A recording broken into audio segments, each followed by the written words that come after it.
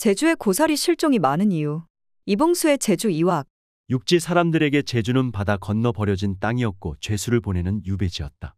지금은 이익을 노려 자본이 몰려들지만 진정으로 제주를 이해하는 이는 많지 않은 듯하다. 나 또한 제주 사람 눈에는 그렇게 비칠 수 있으리라.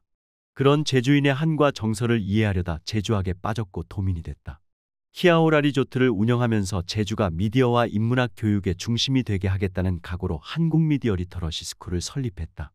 이봉수의 제주 이학은 제주인과 나의 일상의 인문학과 사회 이야기를 더 실어보내는 글이다. 채소에는 고비와 고사리가 많은데 말뚝처럼 우뚝 선 것이 다발과 같다. 제주 목사 이영상이 1704년 쓴 남한박물에서 고사리를 소개한 대목이다. 남한은 남쪽의 벼슬아치란 뜻이니 제주 목사인 자신이 제주를 대표하는 채소로 고사리를 꼽은 것이다. 고비 역시 고사리와 비슷한 양치식물로 고사리목에 속하고 고비나물로 식용한다.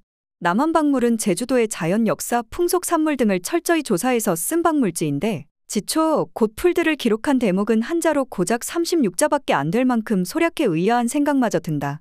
그럼에도 목사 이영상이 고사리를 제주 채소 가운데 맨 먼저 기술한 데는 충군기의 구황식물이라는 점과 함께 공직자로서 자세가 투영된 거라 짐작해 볼 수 있다.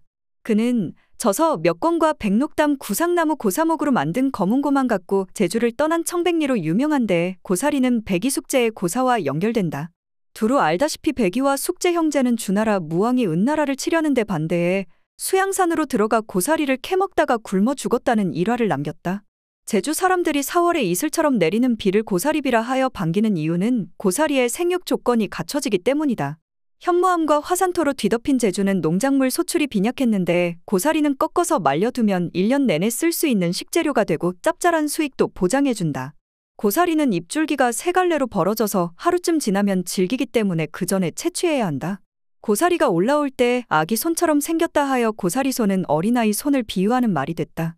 고사리는 걸채라고도 불리는데 고사리 걸차 안에는 고사리가 올라올 때 참새가 발을 오므린 것처럼 보이는 상형문자가 들어있다.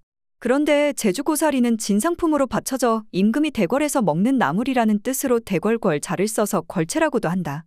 제주 고사리는 살이 통통하면서도 연해 육개장과 비빔밥은 물론 고사리국이나 고사리 잡채, 고사리지짐 등 다양한 향토 음식으로 만들어 먹는다. 제주 고사리는 돼지고기와 함께 먹어야 제격이다. 고사리 육개장은 돼지고기 뼈를 가마솥에 한참 우려내다가 고사리와 메밀가루를 넣어 걸쭉하게 끓여내는 일품 음식이다. 요리연구가 백종원은 흑돼지 삼겹살구이와 기름에 볶은 고사리를 함께 먹는 법을 방송으로 내보내 인기를 끌었다. 제사상에도 필수품 대접을 받는데 제주 민속학자이기도 한 김순희 시인은 그리운 제주 풍경백에서 고사리를 제사상에 올리는 이유를 제주 할망의 말로 대신했다. 고사리 9손이랜 헌다. 보통 낭이나 풀덜은 손이 3개이고 싹이 나면 꺾어 불고 커민 3번 이상은 나질 못해요. 힘이 다 헝거주. 고사린 꺾어도 9번 10번을 악착같이 싹이 도나거든. 그치룩 자손이 악착같이 끊어지질 말게 해 줍센 조상님께 올리는 거. 일조량과 강우량에 좌우되지만 4월 초부터 5월 중순까지 계속되는 고사리철에는 제주도민들도 고사리 꺾기에 나선다.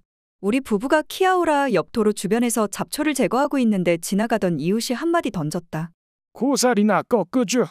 무엇인거 햄서? 고사리나 꺾지 뭐 하고 있냐라는 뜻이다. 제주민에게 고사리 채취는 삶의 일부일 만큼 중요한 일이다. 먹을거리가 부족하던 과거에는 제주도 중산간 지역 학교에서 아이들이 고사리 채취를 돕도록 고사리 방학을 했다고 한다. 9일 서명숙의 제주어 교실 제5강은 바당에서 쓰이는 제주어를 배우는 시간이었는데 그날 보조 강사로 오기로 한 해녀가 고사리 채취를 이유로 약속을 어기는 바람에 주최 측을 당황하게 했다. 고사리는 비가 온 다음 날 지천으로 올라오니 때를 놓치기 싫었던 것이다. 고사리를 꺾기 위해 일부러 제주에 오는 관광객도 많다. 지난해 4월 키아오라 리조트에 숙박한 새할머니는 관광보다 고사리 꺾는 재미로 해마다 제주에 온다고 했다. 그들은 삶아서 툇마루에 말린 고사리를 택배로 붙이고 배낭에도 넣어갔는데 숙박료가 빠졌다. 며 즐거워했다.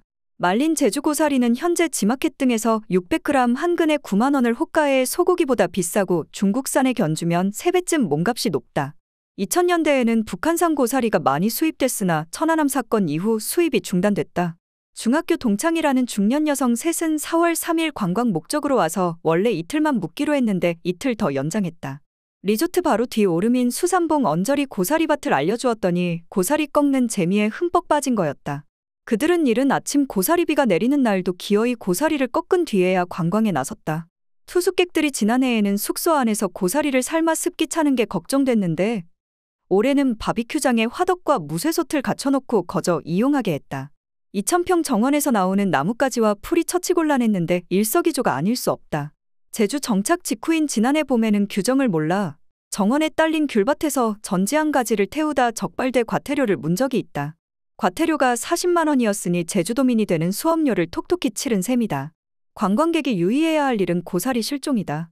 고사리는 곶자왈처럼 수목이 우거진 곳에 많은데 총총 나 있는 고사리를 따라가다 보면 길을 잃는 사고가 자주 발생한다.